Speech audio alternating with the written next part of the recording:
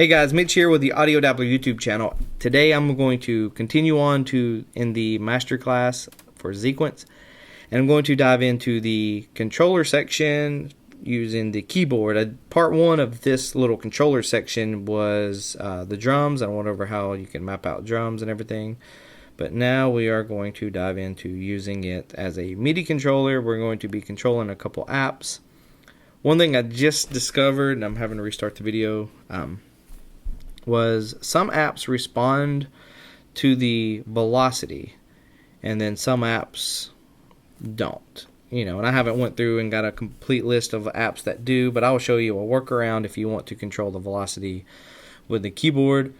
So I have BS16 loaded up and I have Sunriser both loaded up. I'm going to move Sunriser over, but just like with the drums, I have them both looking at or listening to AUM, and then I have it filtered to channel 5. And then inside of Xequence itself, started out with Sunriser, discovered this little thing that not all apps will respond to the, and it's not a Xequence thing. It's more of an app thing. And so right now I have, and you can see here,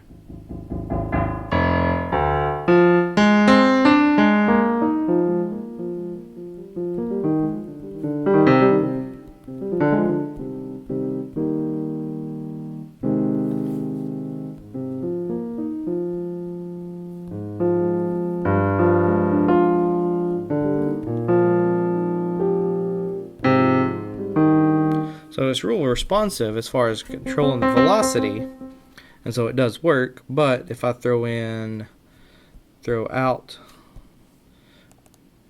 those and those, it may even depend on the preset. So if I go here and turn off, let's just go to default, like life forms.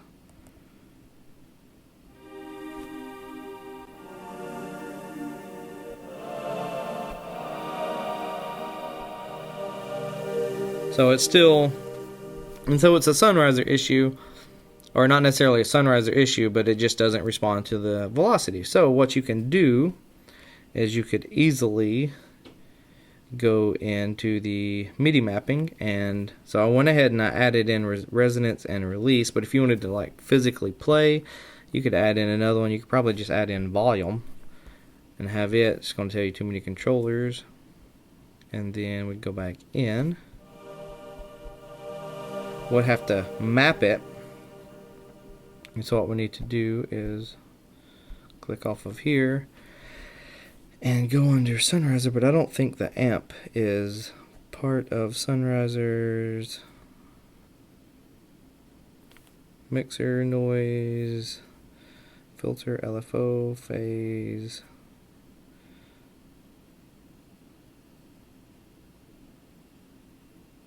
Nope. So you can't map it doesn't expose the amp velocity with that. But what you could do is you could go to MIDI Learn. Right now it's at 13, but I can go back into Xequence and I'll just do that. And now it's at Learned 7. And so now let's go back and turn off MIDI Learn. Go back into Xequence, and brings me to the next portion of the of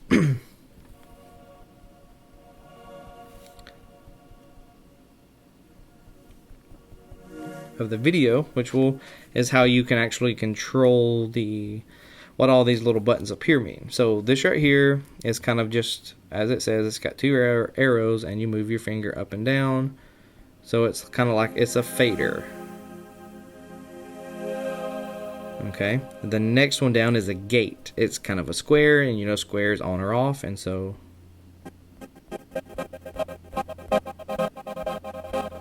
if you wanted to like manually do a gate,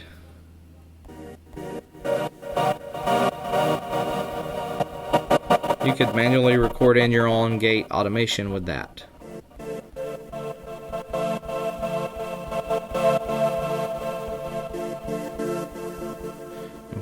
So the next one is the gyroscope, or the built-in thing, and I'm not going to pick my iPad where I can show you that it works. But recording the screen and trying to do the gyroscope, I can just tell you that it does work on the, using picking your iPad up and doing the axis with it to control a certain parameter. That will work. So the next one is you have a little keyboard with that one single arrow, and that's going to be location.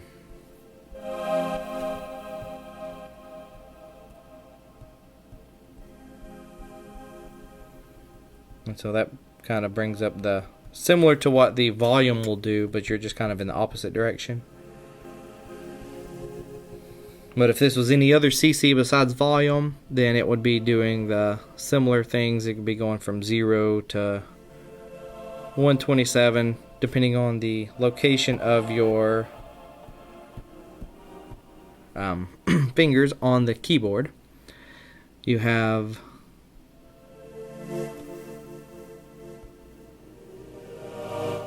more of a dynamic kind of volume control, is because you can actually move the amp up as you're playing it.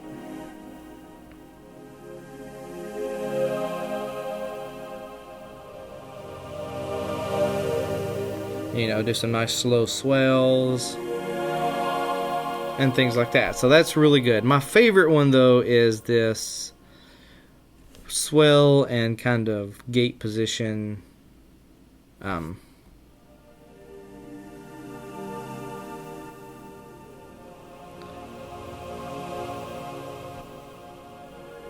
because it allows you to just slowly creep chords in, whereas this one, you can see it just continues to grow.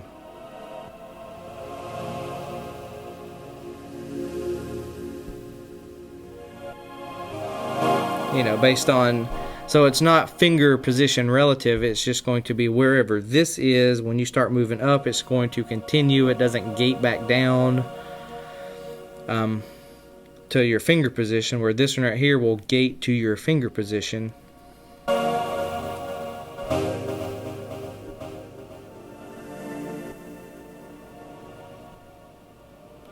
So it definitely provides lots of fun things if you want to do that. And just like I said, you got the velocity, but depending on the app, it may not respond to velocity. BS16 does really well. Sunriser does not. So then you've got the glide. And if I wanted to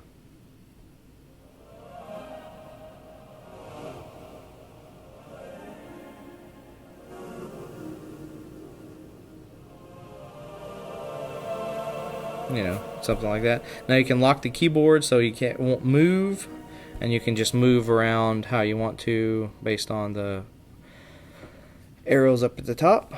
And you have some width controls here at the bottom to determine how big or small the keyboard you want to. And you got similar things. It's just double the fun. And so if you wanted some bass up at the top, and then some high notes up at down at the bottom.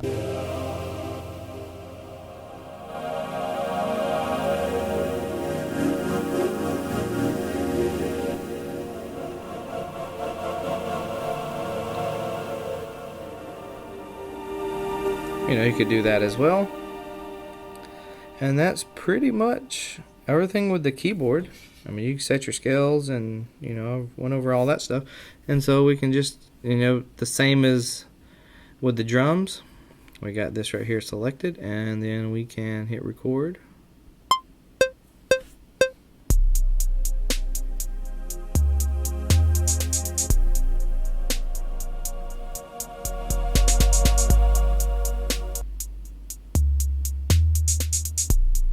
I started a little late on that automation, didn't I? Okay, so I could go in and probably move this out, and then probably going to have to physically go in here and let's select those. But just to kind of show you how easy it is to just edit this stuff. I mean, this app is just brilliant in that respect. Okay, so we can hit OK on that. And if we go back in, let's go to the modulation, the volume modulation here, and it's at like 6 bars, and so we need to kind of move this around. It may be easier to, just even in a DAW or, whatever application you're in, sometimes it's just easier to just re-record it. And so I may just do that, just delete that.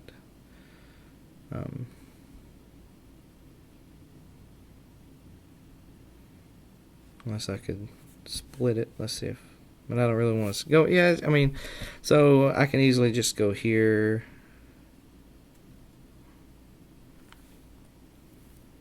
I guess I could move that over, couldn't I? Yep. So even that makes it pretty simple. And now I can go here and split and delete. And now I have a little bit more of a fade in.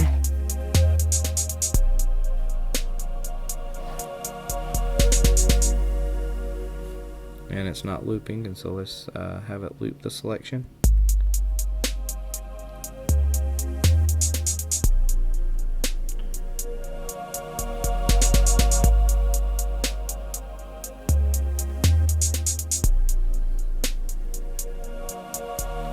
So there you have it. There's the controller section, and so it provides a lot of dynamic, dynamicness that you can do when you're recording in. And so say you were done with the volume, you didn't want to automate the volume anymore, but you wanted to automate something else. It's just as easy to go in and just tell it, okay, I don't want to see the volume there, I want to see the release. And then you could easily just go in here, have that selected, and we could map something else out. So let's, we've got time, let's do that real quick. So let's go back in to the parameters, and let's actually physically map something in. You want to do filter frequency 1, channel 5. I had it like it's, let's just pick 71. Not sure if that's the MIDI standard. I got AUM, got it listening, and so now we can go in. We have 171. Yep. Go back in.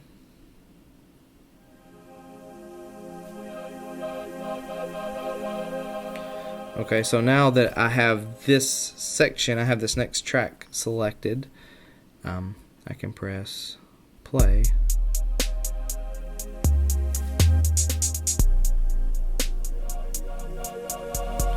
Okay, so if I want to record that in, I can just hit play, hit record here.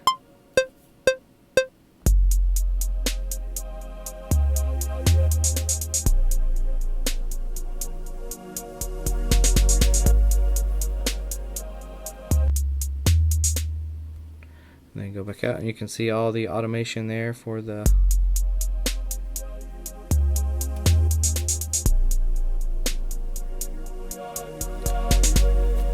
and just like that, I've got a track building up, and using all just the on-screen keyboard, I'm able to do a lot of dynamic things, a lot of automations and stuff. So this app is continuing to just grow on me, and I'm learning and just able to just dive in, and just within a few minutes using this app and AUM, I've got a nice little start to a nice little track.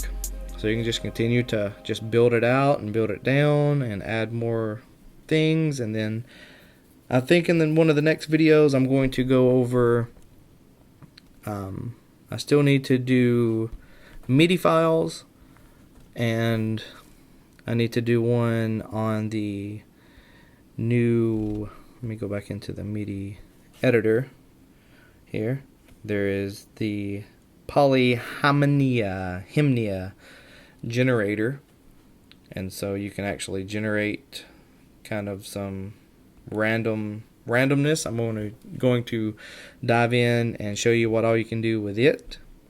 And then I think the last video that I want to do is I just kind of want to just show you how you can take your idea and actually get it to where you can actually record it and mix it and all this stuff, which I'll probably be using AUM and maybe just I'm not really sure how I'm going to do that yet, but I'm going to work out how, because this right here, it doesn't need to be just a quick idea. This app is not just for quick ideas. This is for, you can do a full production with it in conjunction with AUM, and there's no reason why you couldn't produce a song with this app. So thanks for watching. Hopefully this continues to help you in your journey with Xequence and iOS app production in general, and all applicable links are in the description, and I will talk to you guys later.